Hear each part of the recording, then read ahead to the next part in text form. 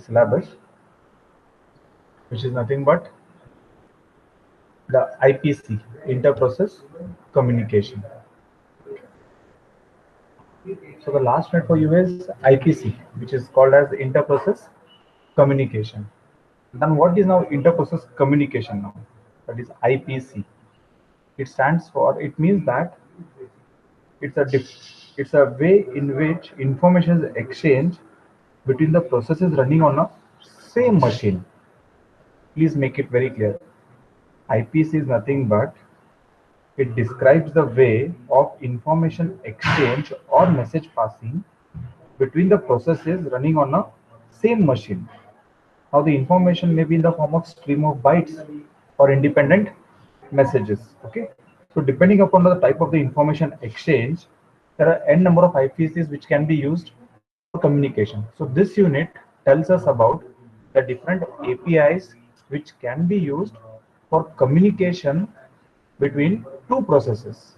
The communication may be in the form of stream of bytes, or it can be in the form of independent messages. So what all we will cover in this unit is the introduction, as I said you. Then there are pipes. There are functions known as P open, P close. We'll study about what I mean by co-processes, what are FIFOs, message queues, semaphores, and shared memories. So all this are the mean of exchanging information between two different processes. We have studied the FIFO. The other day we did a lab term of, right, where we said about the FIFO. So this unit will tell me about how two processes can communicate with each other by means of message passing. Just a minute.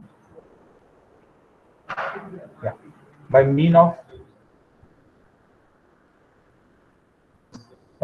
message passing, semaphores, or shared memory. So what is IPC?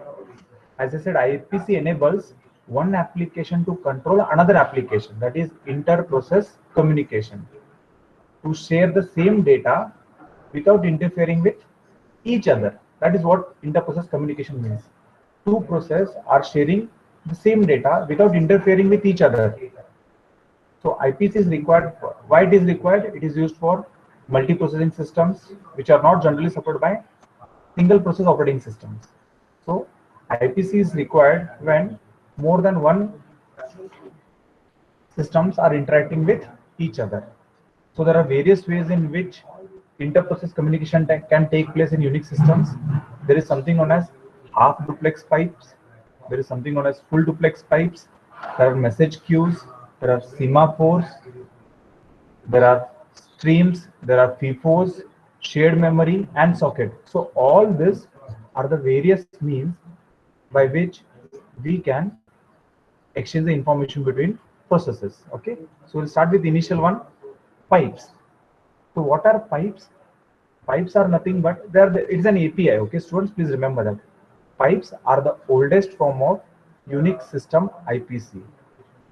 Why they are oldest form? Because it was developed only when Unix came into picture, and pipes usually are half duplex. That is, data flows only in one direction, and pipe can be used only between processes that have a common ancestor. Please remember this. Pipes can be used between parent and child. You can't use pipes between two different processes. It can be used on the same ancestor, that means parent and child. So normally a pipe is created when a process calls the fork, and the pipe is used between parent and child. As I said, pipes are half duplex, that is, information flows only in one direction, and they can be used between the common ancestors only. Now what I mean by common ancestors? Whenever you create a process, parent creates a child process. So whenever we fork a child process,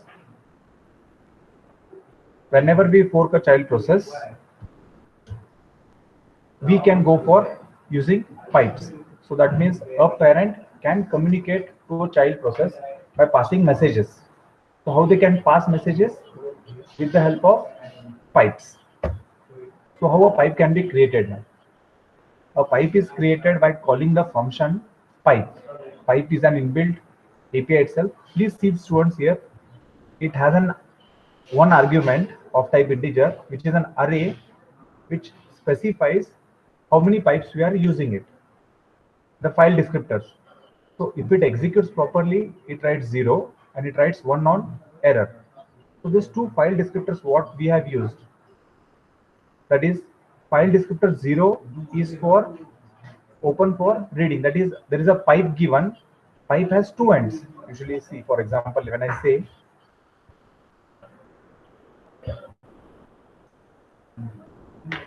when I go for drawing a pipe, something like this I mean to say. I'll just show you here. See, when you have a pipe like this, right, this is a pipe. So the normal water pipe also, what I can say, right? A pipe usually has two ends, right?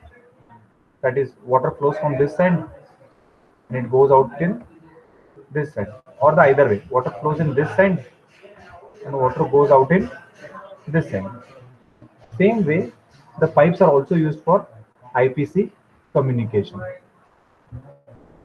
Okay. So how exactly it works? Whenever a pipe is there, a pipe can be created by the system called pipe, which has two file descriptors. File descriptor 0 is open for reading the contents from the pipe, and file descriptor 1 is used for writing into the pipe. And the output of file descriptor 1 is the input for file descriptor 0. We'll study this how exactly. Okay, that is what I said. Pipes are two limitations. They are half duplex, that is information can go only from one end, and they can be used only between processes that have common ancestors. That means between a parent and child process. So every pipe has two file descriptors. File descriptor 0 is used for open for reading from the pipe, and file descriptor 1 is open for writing to the pipe. Okay, just a minute, students.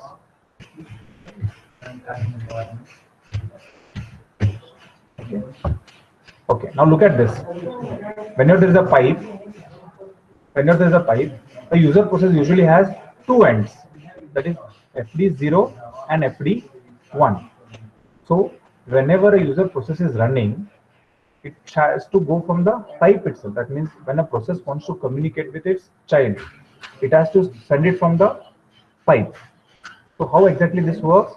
User process, he'll write it to the pipe from FD1, because FD1 is used for writing to the pipe, and FD0 is used for reading from the pipe.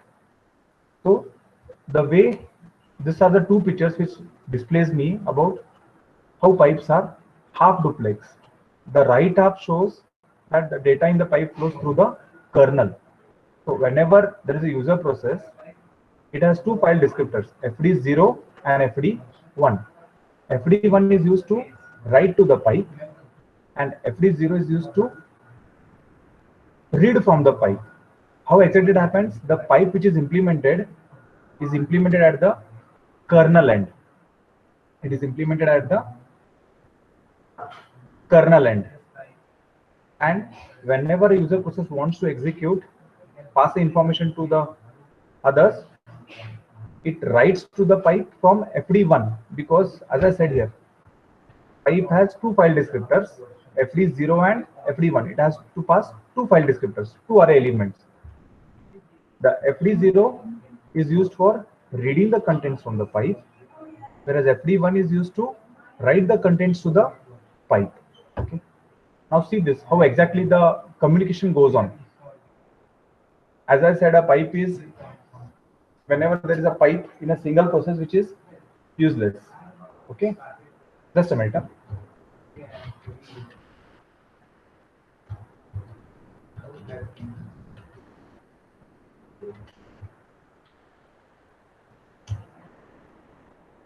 Okay, because whenever you're using a pipe in a single process, is next to useless only, because in a single process, why I require a pipe for communication? So pipe will come into picture only when you have a parent and child process. In a single process, when you have parent and child process. So how exactly it happens? See, when parent wants to communicate with its child process, as I said, please remember this terminologies, okay, everyone. FD0,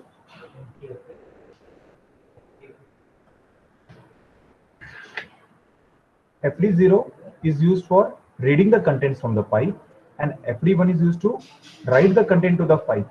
So when a parent wants to communicate with its child, see how exactly happens?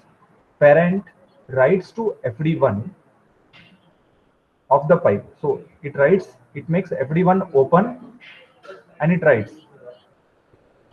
right? And how the child is reading now? Child is reading from FD0. So when parent wants to communicate with the child process, just I just use the mic only here because there is a lot of disturbance going on. Okay. Yeah. Just again a confirmation once. Am I audible now with the headphone? Am I audible, everyone? Either of in the chat box for me, or please. Am I audible? Okay, thank you, Abhishek. Okay, please understand this terminology very clearly, okay? Because in the exams it is asked for you. Maximum times they ask the program on this.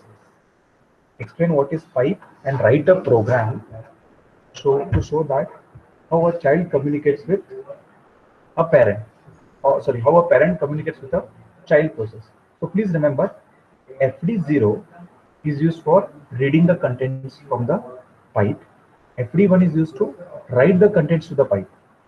Okay, this is what the previous diagram has told you. FD0 is used to read the contents, whereas FD1 is used to write the contents to the pipe. So a pipe on a single process, as I said, it is useless because directly you can show display the message there. But what if a parent wants to send a message to a child process? So you have created a child process by system called fork. Please understand this terminology very clearly, okay? Parent creates a child process by the system called fork. So when parent wants to write to the child, what he should do? He should make FD1 open and he should make FD0 close. Are you getting this? Because parent is writing to the child. So writing means he should write from FD1 and child should read from FD0. Please understand this in the diagram only. When a parent, because a pipe has two ends, right? So at any time only single end can be used. So when a parent wants to write to the child process, he should make, I'll just open notepad here for you to understand. Okay. Please look at the diagram also and let's understand it. When a parent wants to send to child, okay, what he should do?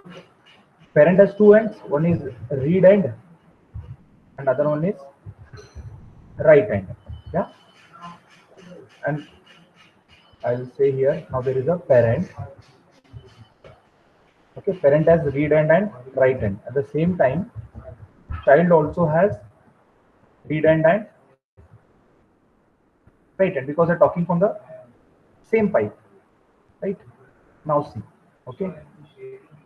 Now when parent wants to write a data to the child, what he should do? He should make FD1 as open. So if I say it this way, when parent wants to send data to child, he should make right end open and which end should be closed? Read end should be closed. Do you agree with this for me? See here, when a parent wants to send the information to the child, now parent should write to the pipe. Now which end is used for writing? FD1. So parent should make FD1 open and which end should be closed for this? FD0. Right? Now when child is reading from the parent, now when child is reading from the parent, what happens now?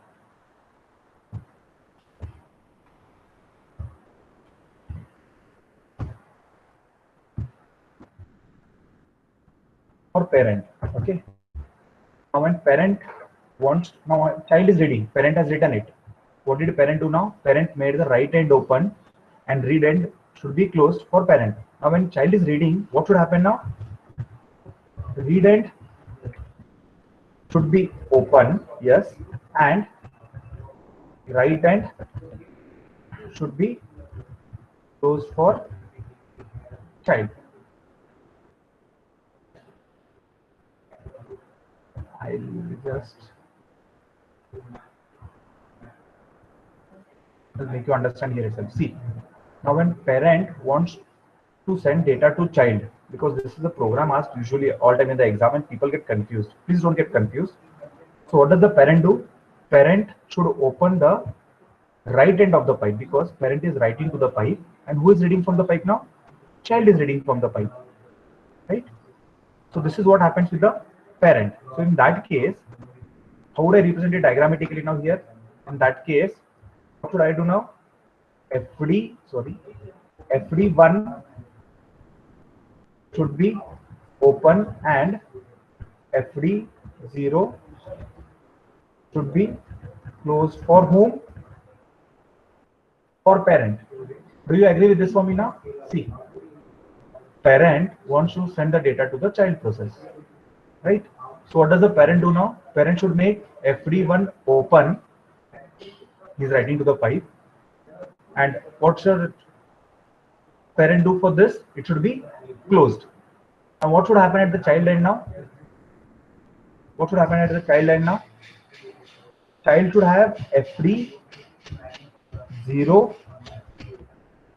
should be open, yes, and what should be closed now? FD1 should be closed for child. Do you agree for this for me now? See, this is when parents want to send data to the child. What happens? Every pipe has two ends, read and write end. So what is parent doing? Parent is writing to the pipe, right? So when parent wants to write to the pipe, what should do? Right end should be open, and at the same time, what should be closed? Read end, because as I said, it's a half duplex. Information goes only in one direction. So right end for the parent when you're writing should be open, and its read end should be closed for parent. And at the same time, what should happen for the child now? Now child is reading from the pipe. So read end should be open and right end of the pipe should be closed. Getting this? So if I represent it in descriptors, so FD1 is for writing. So FD1 should be open and FD0 should be closed for parent. And what should happen in the child now? Now child is reading. So what is the reading end? FD0, file descriptor 0. So should be opened and FD1 should be closed for child. I hope this is clear. I hope this is clear now. Anybody in the chat box for me? This is clear? Yes, sir. Okay. Akshata, can you tell me the either way now in the chat box? What if a child wants to send it to the parent now? I'll show the diagram here for you. Anybody can type in the chat box. Now, this is from parent to child. Now, what if child wants to send the information to the parent? Which end should be opened of the child and which end should be closed? At the same time, which end of the parent should be opened and which end of the parent should be closed? Anybody in the chat box for me now? My question is, what if now child wants to send the information to the parent? Now, when child wants to send the information, child has to write to the pipe. So which end of the child should be opened and which should be closed? Anybody in the chat box for me now? Akshar, the child will open FD1, correct, and close FD0. Exactly. And what happens at the parent end now, Akshata? What will happen at the parent end now? And open and read and close. Yes, exactly. Akshay has given me. See, this is where you people will lose the marks in the exams also. Please make it very clear what program they're asking you. Whether they are asking you a program to send the data from parent to child or send the data from child to parent. See, this had made you very clear. Okay. Yes. 100%. Now look at this. Okay. Now, because when it is forking, what happens after fork? We don't know, right? Whether the control goes to the parent or the control goes to the child process. So, for a pipe from the parent to child, parent closes the read end, as I told you. That is FD0, and child closes the write end. See, simple. Now, when parents wants to send to the child, parent opens FD1 and closes FD0. Now, since child is reading from the pipe, child should open FD0 and close FD1. Please understand this concept very clearly, students, because this is what I want you people to understand also. Okay. Now, what are the rules now? When you are working with the pipes, what are the rules? There is a sample program also. I'll explain it.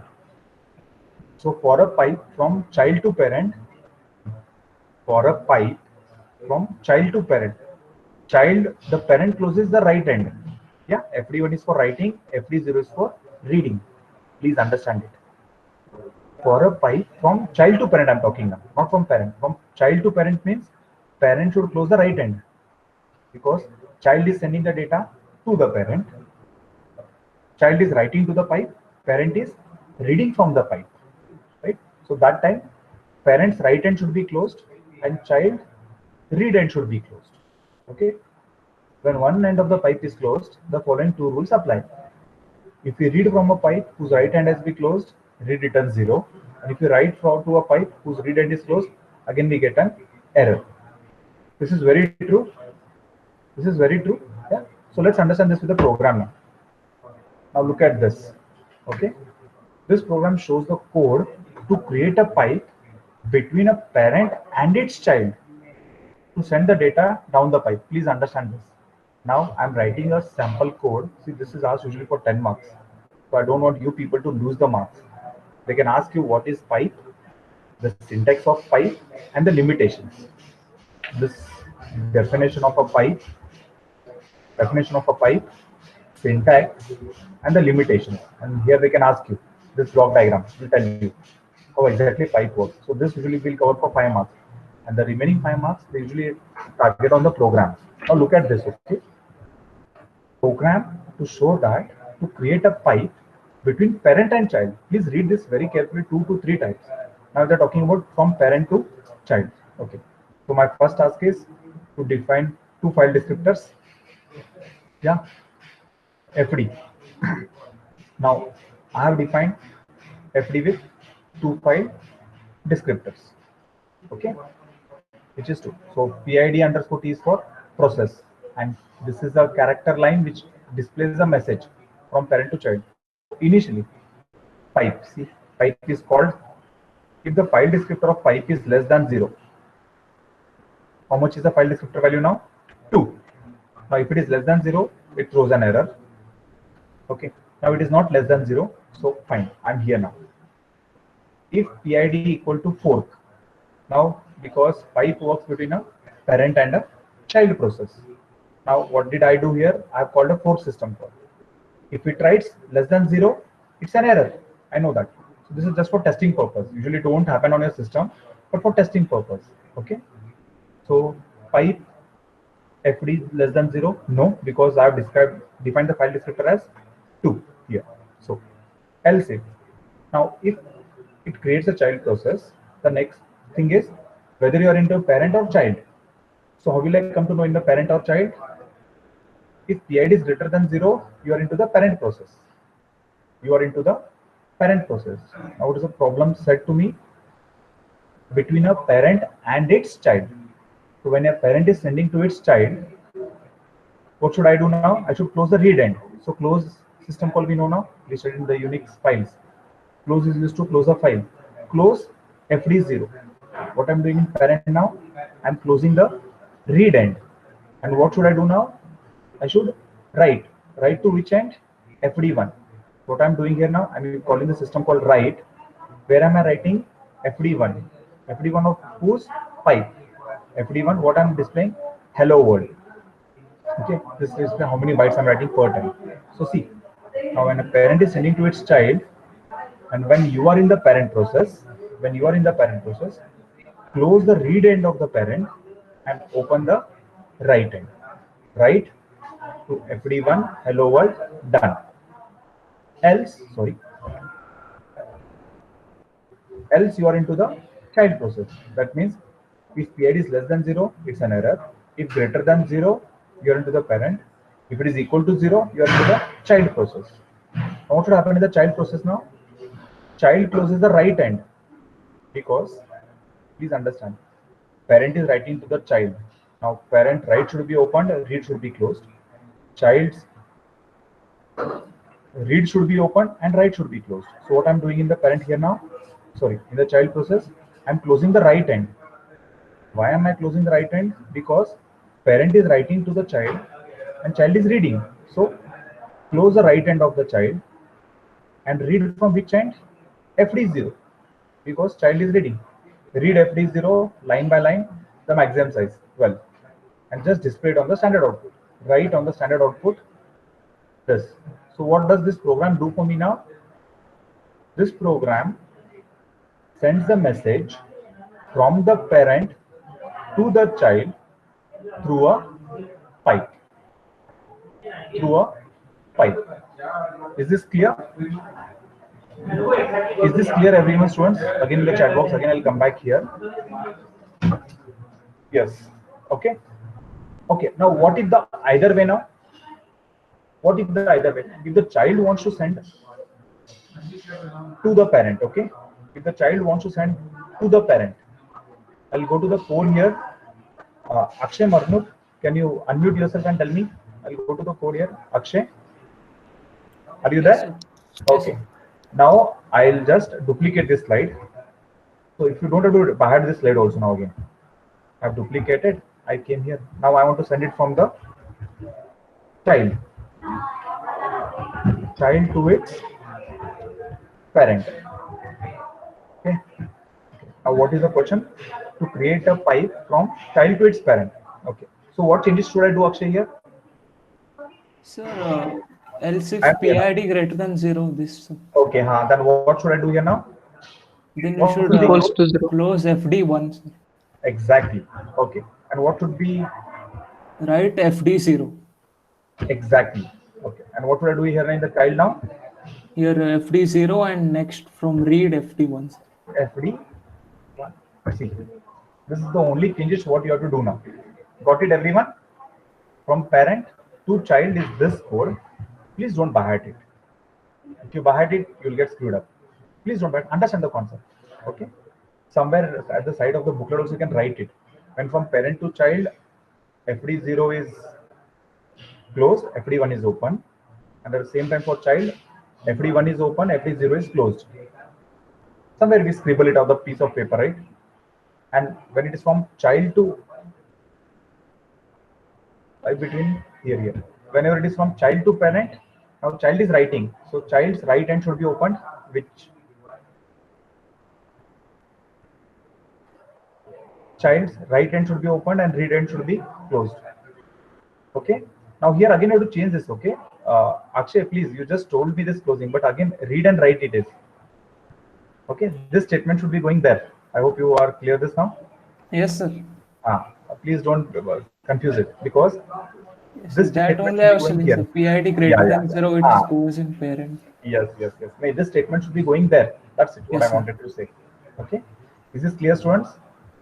I'll stop it this soon.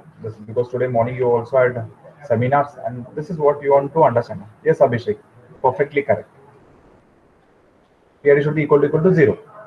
Or PID is greater than 0, you are in the parent process. Okay. I'll stop it for the day here. This is usually you'll get a question there. What are pipes? Explain its limitations, and with the source code, write a program to show whether it is transferring from parent to child or from child to parent. That is what you should understand.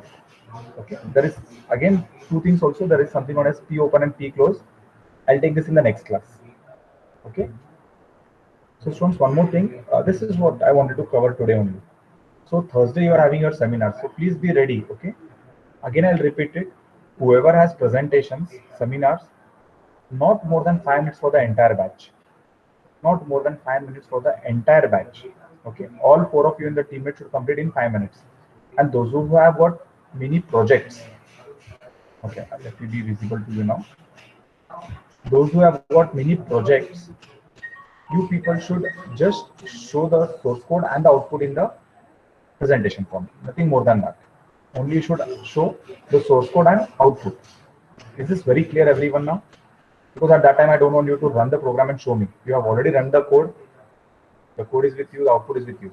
Only add the source code and the output in the slides and show me. Whoever have got the seminars, sorry, projects.